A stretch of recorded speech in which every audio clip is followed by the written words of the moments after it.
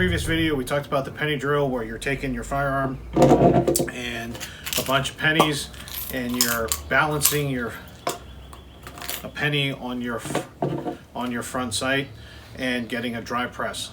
Now, what we're going to do today is take that to the next level. With ammunition being very, very expensive right now, we want to make sure that our range time is effective, and we don't also don't want to spend too much money on that particular range time, even though we want to shoot. So we want to make this kind of the best bang for the buck as we possibly can. So what you're going to need is you're going to need a box of ammunition.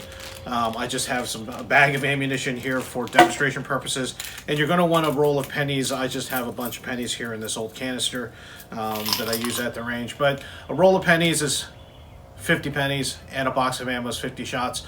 And we call it the 50-cent drills because this is how much it should cost you in terms of just the tools that you're going to need, not necessarily the ammo. The box of ammo may be, right now, you know, being in an ammo shortage, you may be paying upwards of $42 for a box of 9mm. So let's go ahead and get started on the drill.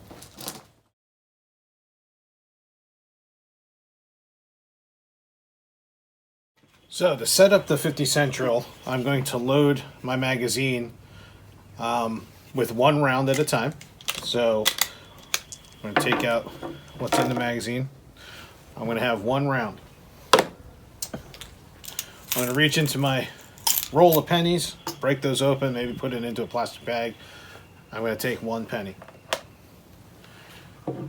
What I'm going to do is I'm going to be inserting and loading the gun, inserting the magazine, racking the slide closed, making sure one's in the chamber. Then I'm going to be balancing a penny on top. Now, for some people, if it's easier, you can do it kind of at arm's length and then point the gun in, make it easier for you so there's less chance the penny will fall in the movement. What I like to do is actually, once I get the penny balanced on top, I will actually start at my high compress ready and press the gun forward and fire.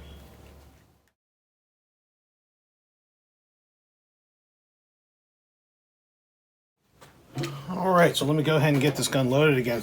Again, one round. Insert. My mag check, chamber check. Go ahead and get that penny balanced. And of course, this being a live firearm, I don't want to put my hand in front of the muzzle. So establish my grip. I'm doing this here at my high compress ready.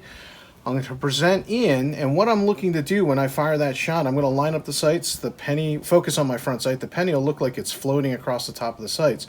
What I'm looking for is that penny to jump straight up and come straight back down.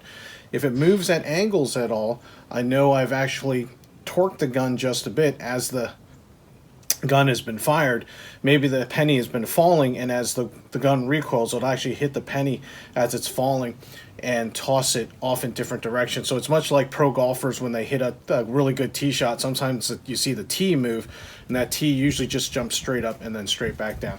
Let's go ahead and see if this works out for me here. I'm going to line up my sights, drive forward, and I'm looking for that penny to jump straight up and down. All right, pretty close. Trigger finger comes on back. I am out of ammo now, so what I do is I go ahead and grab another round, single round, insert, grab another penny,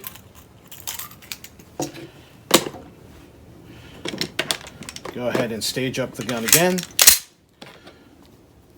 place that penny on that front sight,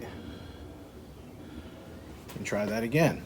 So I'm up on my sights, drive the gun forward, focus on the front sight, make sure that penny floats even across the top of all three sights, and press. Alright, trigger finger straight, come on back, pop that out, and I think that one was pretty good. So, again, you're going to be seeing peripheral movement. Great thing to do is actually have this on camera so you're going to watch the motion.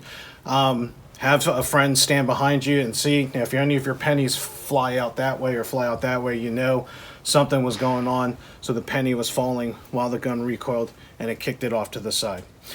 Hopefully this helps you practice in our current ammo shortage, and it makes your practice time a lot more effective. We know that dry pressing is going to be your best bet right now, but hopefully if you need to go to the range, let's maximize the amount of ammo that we use in terms of the value that we're getting out of it. I hope you enjoyed this. If you did, please give us a thumbs up. Please like the video with the thumbs up. Please go ahead and subscribe to the channel. We'd love to have you see all of our other videos as well, so go ahead and click that bell notification off to the right. And as always, stay safe, and we'll see you out on the range.